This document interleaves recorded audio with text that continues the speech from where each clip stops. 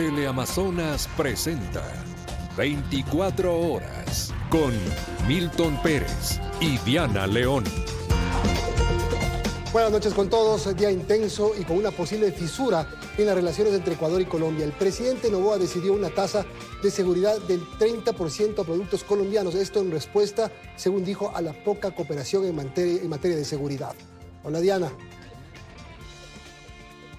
Hola, mis amigos, muy buenas noches. La respuesta desde el gobierno colombiano no se hizo esperar. El ministro de Energía anunció medidas sobre la venta de electricidad al Ecuador. Aquí empezamos.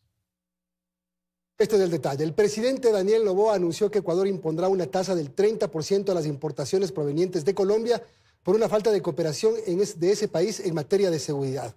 Colombia reaccionó y ordenó eliminar la resolución que permitía a empresas privadas venderle energía al Ecuador.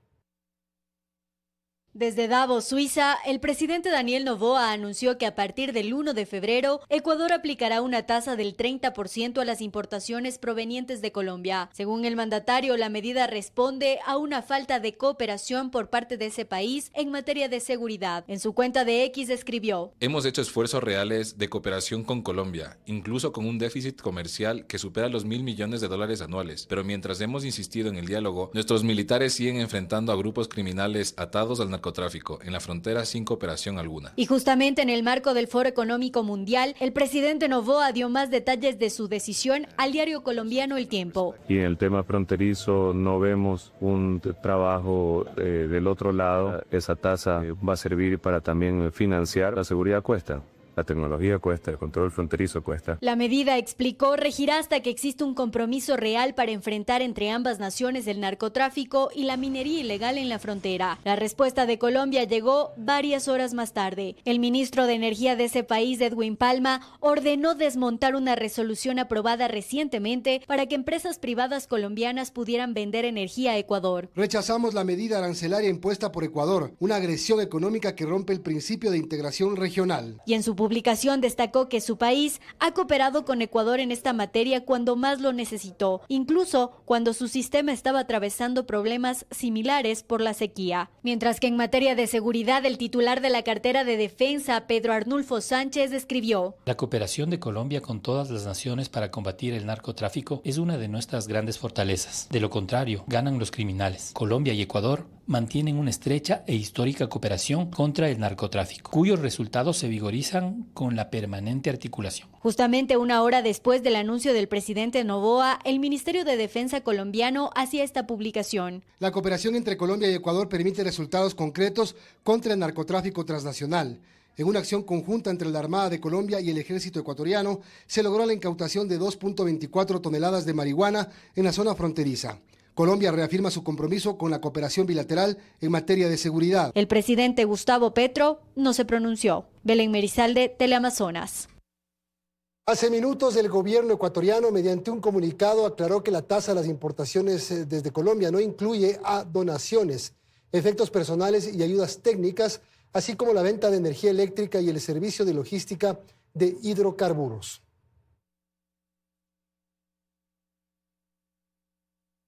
Y la balanza comercial entre Ecuador y Colombia es deficitaria para nuestro país. Es decir, Ecuador importa más de lo que exporta.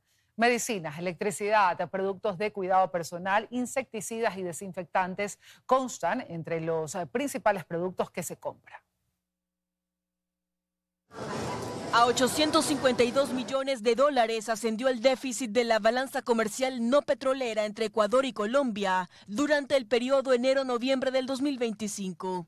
Es decir, nuestro país importa más de lo que exporta. Es así que entre enero y noviembre del año pasado, las importaciones alcanzaron los $1.640 millones, mientras que las exportaciones de productos ecuatorianos al país cafetero sumaron 788 millones, según los últimos datos proporcionados por la Federación Ecuatoriana de Exportadores.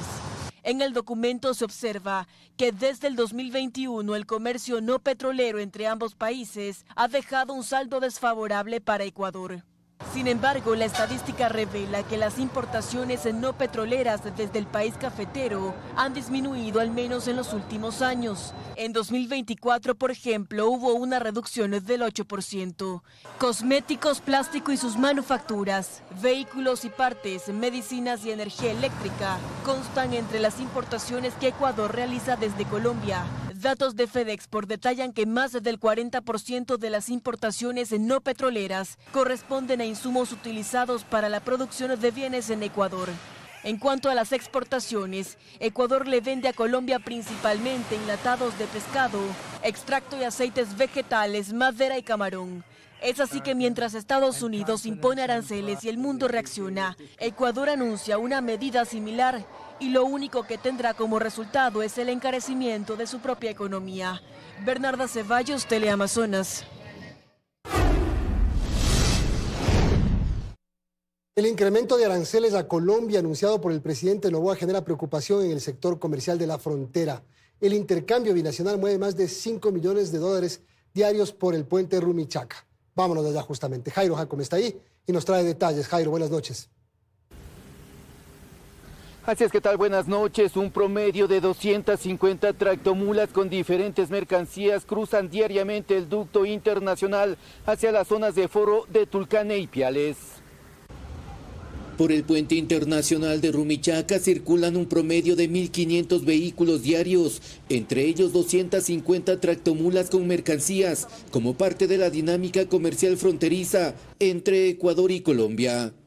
Alrededor se estima de 20.000 millones de pesos pasando diariamente por mercancías en este puente internacional de Rumichaca, y creo que la cifra se queda pequeña todavía. Eso significa 5,5 millones de dólares. Sin embargo, son más las mercancías que entran que las que salen del país, debido al marcado déficit que presenta la balanza comercial entre Ecuador y Colombia por más de 2 décadas. Estamos aproximadamente con 1.000 millones o un poco más dentro de lo que son justamente mayor compra a nuestros vecinos colombianos. Pero el incremento de aranceles a Colombia no alteraría únicamente el comercio exterior, sino también la dinámica comercial fronteriza, según el Centro de Estudios de la Cámara de Comercio de Ipiales. Los comerciantes en ese momento pues están preocupados y esperamos que la intervención del gobierno nacional pues también sea oportuna para que esto se malogre, porque digamos que la dinámica que se viene trabajando está estable.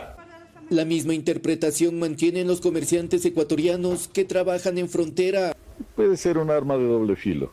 En cierta medida podría beneficiar para que haya consumo interno de nuestros productos. Pero sin embargo, los costos industriales, los costos de producción aquí en el Ecuador son bastante elevados con relación a los costos que tienen en Colombia. Entonces ciertos productos van a encarecer la canasta familiar.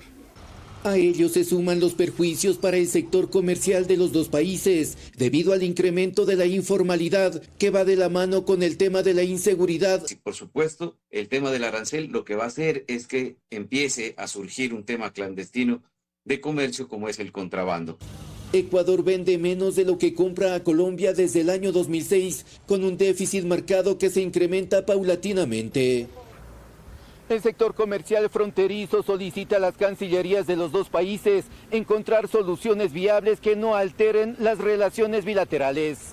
Continúan en estudios con más. Buenas noches. Buenas noches, Jairo. Gracias por la información. Y la firma del acuerdo comercial entre Ecuador y Canadá podría llegar en el primer semestre de este año. Así lo anunció la canciller Gabriela Sommerfield tras reunirse con su par en Davos, Suiza. Este segundo día también se informó la llegada de grandes empresas al Ecuador. El presidente Daniel Noboa y su comitiva cumplen este miércoles su segunda jornada en Suiza, en el marco del Foro Económico Mundial. Uno de los objetivos de ese espacio es consolidar relaciones con otras naciones y grandes empresas. En ese sentido, la canciller Gabriela Sommerfield mantuvo un encuentro con su par de Canadá, con la que habló del acuerdo comercial que aún sigue pendiente con ese país. Esperamos que este primer semestre se logre ya la firma de este importante acuerdo para el Ecuador. También se reunió con el canciller de Arabia Saudita, con el que se firmó un acuerdo marco, aunque no se detalló los ámbitos que se abordaron. En materia empresarial, en cambio, el presidente Daniel Noboa, junto con la canciller, el secretario general de Integridad Pública y el ministro de Producción, dialogaron con Alex Karp, CEO de la tecnológica estadounidense Palantir, que ya opera en las aduanas del Ecuador y a través de cuya tecnología se analiza información para identificar patrones de riesgo, redes de contrabando y esquemas de defraudación tributaria. Tenemos en el Ecuador ya implementado el módulo de riesgos con Palantir, que ha dado mucho éxito, ¿no? Ha tenido un incremento del 15% en la recaudación aduanera, por ejemplo. Durante la cita se anunció que la empresa instalará oficinas en Ecuador, pues se busca utilizar inteligencia artificial para la cadena logística de exportaciones. Implica la importancia que tiene en este caso nuestro país para esta importante empresa, que trabaja con países de primer mundo, con Estados Unidos, con Reino Unido, con Israel, por ejemplo. En la agenda prevista para este miércoles también se contemplan reuniones con representantes de otras 4 empresas y con los presidentes de Panamá e Israel. Belén Mirizalde, Teleamazonas.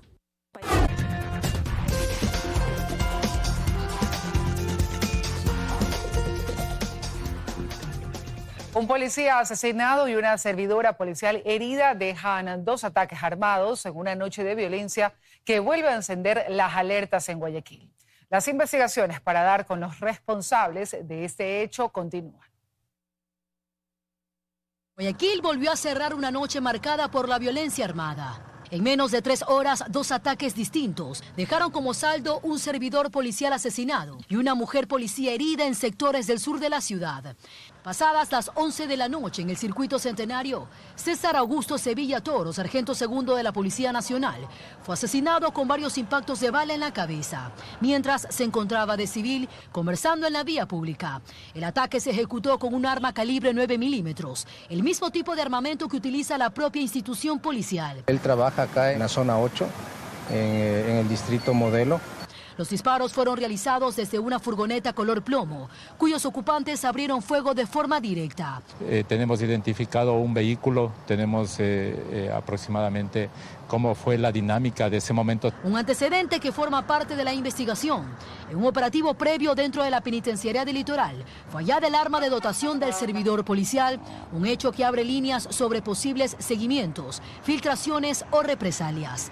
En el mismo ataque, la mujer que lo acompañaba resultó gravemente herida y falleció minutos después debido a la gravedad de las lesiones. Hasta el momento no hay detenidos. En tanto, en el distrito Esteros, 3 servidoras policiales fueron atacadas a tiros cuando salían de un gimnasio. Una motocicleta interceptó el vehículo en el que se movilizaban y abrió fuego directamente. Producto de este atentado, la cabo segundo Dayana Marisol Macas Vega resultó herida por arma de fuego en la pierna izquierda. Fue trasladada a una casa de salud donde permanece estable. La servidora policial herida había participado días atrás en un operativo dentro del puerto de Guayaquil. Catalina García, Teleamazonas. La escalada de seguridad en Quito esta vez afecta a los turistas. Influencers internacionales denuncian en redes sociales ser víctimas de robos en la capital. Comentarios negativos preocupan al sector turístico. Me paró enfrente y me mostró el pistola. Él me robó todo, la mochila, la billetera, mi teléfono, todo. Es el testimonio de un extranjero visitante de Quito, a quien le robaron su teléfono celular en el Parque La Carolina, y luego la ubicación del mismo marcaba el centro comercial Montúfar. Aunque puso la denuncia y conocía dónde estaba, la ayuda policial fue nula, explica. Necesitábamos policías que vinieran con nosotros por seguridad, pero dijeron que no. Pero no es el único caso. Otra pareja de influencers extranjeros denunció también en redes sociales que su vehículo fue desvalijado en el centro de la capital. Señalan que en un viaje por varios países de Sudamérica es la primera vez que les pasa. Llegamos y el carro ya está así, vacío. Y con ella fuimos a Perú, Bolivia, Chile, llegamos hasta el final de la carretera austral. Y nos dolió mucho verla de esa manera hoy. Testimonios que para gremios dedicados al turismo desgastan. La mala imagen internacional se traduce en menos visitantes, menos comercio y menos hospedaje. Me gustaría que tomen cartas al asunto inmediatamente, porque prácticamente nosotros estamos aquí esperanzados en que del turismo para poder sobrevivir. Por lo que desde la Cámara de Turismo de Pichincha se hace un llamado urgente al gobierno nacional. Las medidas de seguridad y prevención, dicen, deben tomarse ya. La imagen del país está muy afectada y la industria turística también. Hay sitios que son muy atractivos y visitados por los turistas. A ese sitio hay que ponerle un poco más de esfuerzo, darle las advertencias a la gente. Y sí, sin el acompañamiento y la guía a los visitantes es inevitable que el turismo baje, explican. Pero ¿qué trabajo hacen desde la Policía Nacional o qué se sabe de estos casos? ¿Al menos se investigan? Eso quisimos preguntarle a la policía. Sin embargo, no respondieron a nuestro pedido de información. En Quito, Brigitte Mancheno, Teleamazonas. Un importante operativo de seguridad se desarrolló hoy en el sector de Iñaquito, en el norte de la capital. El ministro del Interior y el comandante de la policía lideraron las acciones en las que se detuvo a 5 personas en situación irregular. 160 efectivos de la Policía Nacional, liderados por el ministro del Interior John Reinberg y el comandante general Pablo Dávila, se desplegaron este miércoles en el hipercentro de la capital para realizar un mega operativo de seguridad. El objetivo principal, la masificación de códigos QR como herramienta para prevenir delitos. ¿Qué significa esto? Es un sistema de proximidad entre la comunidad de la policía. Esto hace que la policía de forma diaria, varias veces durante el día, pase por estos locales y tengan una interacción, amenazas, extorsiones, vehículos sospechosos, personas que están haciendo alguna actividad ilícita. Escanea el código, le direcciona a la página de la Policía Nacional y ahí podrán entregar denuncias. Nosotros guardaremos absoluta reserva. Uno a uno ingresaron a los locales de la zona y conversaron con sus propietarios. También se revisaron motos e incluso se encontró un arma de fuego en un vehículo blindado. Además, junto con Migración, se detuvo a 5 personas en situación irregular para su deportación. Eso es lo que necesitábamos, la resiliencia de las instituciones para un buen resultado. Que la ciudadanía se sienta que sí podemos lograr entre todos seguridad. Estos operativos, dicen las autoridades, se realizarán también en las provincias de Guayas y Los Ríos, y se anunció además que hasta finales de este mes se concretará la compra de nuevo equipamiento. Son cerca de 500 vehículos que van a participar del eje investigativo, del eje inteligencia y el eje preventivo. Estamos en un proceso de matriculación y regularización necesaria para que ya puedan salir a trabajar, donde vamos a reforzar no solamente con eso, sino con tecnología que estamos implementando. Este operativo se da 2 semanas después del asesinato de un guardia de seguridad en esa misma zona. Lucía Clavijo, Teleamazonas. En 2 intervenciones militares ejecutadas en Ibarra y Tulcán se habilitaron bocaminas y campamentos de minería ilegal. En el último punto se identificó la operación del grupo colombiano Los Comuneros del Sur, que se beneficiaba de la venta de oro que supera los 4.700 la onza. En las últimas horas se ejecutaron 2 nuevas operaciones militares. En el sector La Chorrera, en Tulcán, se destruyeron 4 campamentos de minería ilegal que, según información preliminar, era operado por el grupo ilegal armado de Colombia, Los Comuneros del Sur. En el sector El Arenal, en el cantón Ibarra, se inhabilitaron 2 bocaminas en este lugar. Se aprehendieron a 5 personas, 3 de ellos colombianos. Cerca de $150.000 fue la afectación económica de la actividad ilegal. Es claro que cualquier actividad de minería ilegal se considera un objetivo militar y se utilizará toda la fuerza de Fuerzas Armadas para combatir. Según informes técnicos de las Fuerzas Armadas, en Ecuador se ubican aproximadamente 380 puntos de minería ilegal. Estos están divididos en 16 provincias del país, como El Oro, Bolívar, Esmeralda, Zimbabura, Napo, Orellana, Azuay, Zamora, Chinchipe, Tulcán, entre otros. La minería ilegal es una actividad que genera grandes ingresos a las organizaciones criminales, pues todo lo extraído es comercializado en el mercado internacional. Este actualmente cotiza la onza de oro en más de $4.700. Eso, que puede ser una gran ventaja para nuestras exportaciones formales, también es un gran imán para mineros ilegales. Desde la Cámara de Minería del Ecuador se destacan las operaciones militares, pero se resalta que la operatividad de las inactivas reducirá la actividad ilícita. Este es un momento que el Ecuador tiene que aprovechar. El mundo necesita cada vez más minerales. A esto se debe el interés de los grupos terroristas nacionales e internacionales, pues con el ingreso económico ilegal compran armas, droga y expanden su dominio. Erika Vera, Teleamazonas. La vicepresidenta María José Pinto, junto a ministros de gobierno, llegaron a la Asamblea para presentar un proyecto de ley que busca prevenir el reclutamiento de menores de edad por bandas del crimen organizado. En compañía de los ministros del Interior, Gobierno y Trabajo, llegó la vicepresidenta de la República, María José Pinto, a la Asamblea este miércoles. Presentó un proyecto de ley que busca prevenir el reclutamiento de menores de edad por bandas del crimen organizado. Proponen reformar 11 leyes y se sancionará a los reclutadores hasta con 26 años de cárcel. El presidente Daniel Noboa ha puesto este tema como una prioridad nacional, porque cuidar a la niñez no es solo una política pública. Es una apuesta por la paz, por la convivencia y por un futuro distinto. Hoy tenemos la oportunidad de enviar un mensaje claro a los niños del Ecuador. No están solos. El país sí los ve. El ministro del Interior, John Reinberg, reconoce que el reclutamiento es un problema estructural. Por ello, este proyecto tiene un capítulo que propone una investigación penal especializada. La propuesta fortalece la rectoría, clarifica competencias y establece mecanismos obligatorios de articulación interinstitucional y territorial, con el objetivo de convertir el Sistema Nacional de Protección Integral en una red verdaderamente operativa, capaz de prevenir, detectar y atender oportunamente este fenómeno. Esta iniciativa será conocida por el Consejo de Administración Legislativa este viernes y, según Valentina Centeno, de ADN, irá a la Comisión de Transparencia, no a la de Niñez, dominada por el correísmo, para evitar la politización, aseguró. Puesto a todo. Entonces, para nosotros este es un proyecto tan importante, tan delicado, que no podemos dejar que se politice, que se cree una falsa narrativa o que se desinforme en una comisión en donde ya sabemos qué es lo que van a hacer. Adelantan criterio en su prepotencia, en su manera de ser, de querer imponer a lo que ellos quieran, violentando la norma y la ley.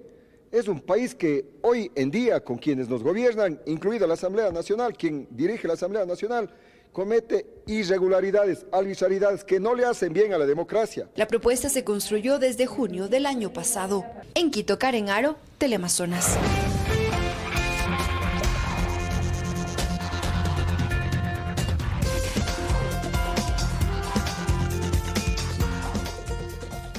El Consejo de Participación Ciudadana y Control Social convocó para este jueves la posesión de los comisionados ciudadanos que llevarán adelante el concurso para fiscal general del Estado. Juristas, sin embargo, creen que el proceso debería retrotraerse, pues carece de legitimidad. Oficialmente, la posesión de los comisionados del concurso de fiscal general del Estado será este jueves en la tarde en la sala de sesiones del Consejo de Participación Ciudadana. Y todo, aun cuando su legitimidad está en entredicho. Desde el Observatorio de Derechos y Justicia, María Dolores Miño insiste en la preocupación por las credenciales de quienes serán parte del concurso. Que abre la puerta a que no se elijan a los mejores, a que las comisiones de calificación y selección estén integradas por personas que tienen vínculos, por ejemplo, con el poder de turno o no tengan las credenciales suficientes para designar a este nivel de autoridades. El abogado Joselito Argüello, quien interpuso la acción de protección con pedido de medida cautelar, aduce que se vulneraron sus derechos y espera la respuesta de la justicia. De momento, con la intención de retrotraer el concurso y revisar nuevamente el perfil de los comisionados. No es para menos. Hay otros postulantes que reclamaron por sus puntajes. La comisión técnica dio paso a comisionados que apenas llegaron a obtener 17, 20, 21 o 23 puntos. Ya son parte de la comisión. Andrés Benítez asegura que debió tener 42. Le calificaron con 32 y por ello su reclamo, pues lo dejaron fuera. Son parte de las inconsistencias que para muchos rayan en aparentes errores que deberían subsanarse, regresando el concurso a fases previas, en busca de algo de transparencia. Tenemos a personas que no han superado ni siquiera la mitad del puntaje necesario para estar en esa comisión. Pero nada que inmute a un Consejo de Participación Ciudadana que avanza en el guión y espera pocas horas para posesionar a sus comisionados ciudadanos. El mismo organismo que entregó al país a Mario Godoy prepara el terreno para poner fiscal. Fausto Yepes, Teleamazonas. Tras la difusión de comprometedores audios de la alcaldesa del Cantón Simón Bolívar en Guayas, María Fernanda Vargas enfrentaría, además de un proceso disciplinario en la Revolución Ciudadana, una investigación electoral y penal. El caso Metástasis evidenció sus nexos con Leandro Norero.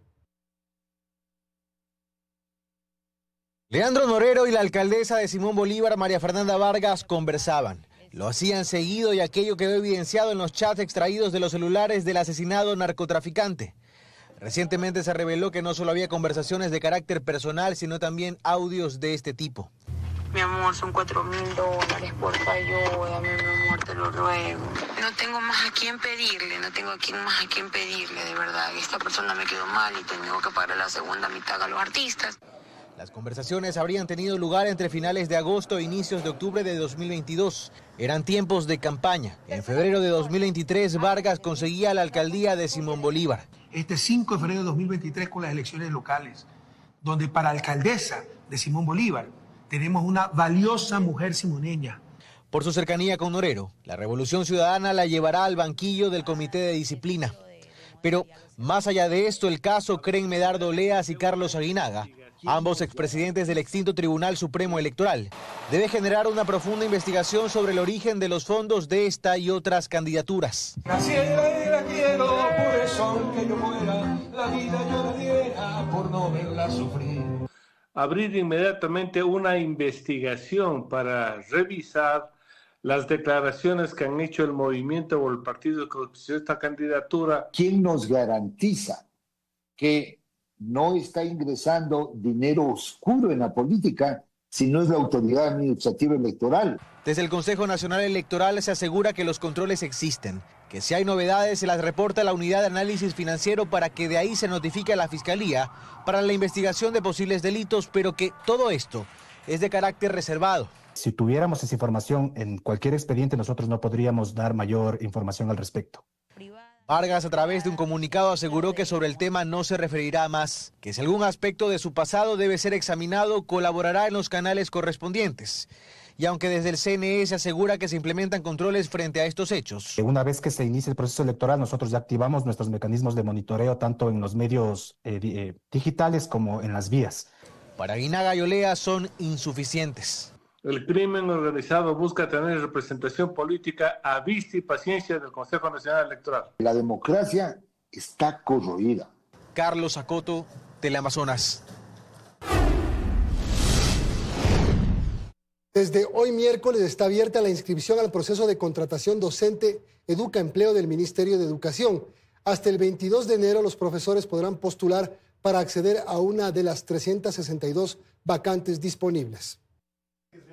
Con el objetivo de responder a la demanda docente en instituciones fiscales y fiscomisionales del país, el Ministerio de Educación ejecuta cada mes la iniciativa Educa Empleo de manera simultánea en los regímenes Sierra Amazonía y Costa Galápagos. Vamos levantando los procesos de incorporación en base a las necesidades que nos van reportando en los territorios, por causas que se comiencen a generar, como por ejemplo renuncia de docentes, fallecimientos o desistimientos de ocupar una partida dentro del Sistema Nacional de Educación. El 21 de enero inició el primer proceso de contratación docente de 2026. Las aplicaciones se recibirán hasta el 22 del mismo mes a través de la página web del Ministerio de Educación, cuyo enlace se muestra en pantalla para el ingreso al aplicativo. Tenemos 362 vacantes. Puede postular para 5 vacantes en diferentes instituciones educativas. Para aplicar, los docentes deben contar con título de tercer nivel registrado, no estar vinculados al Ministerio de Educación y no incurrir en prohibiciones establecidas en la normativa del servicio público. En el caso de los docentes que optan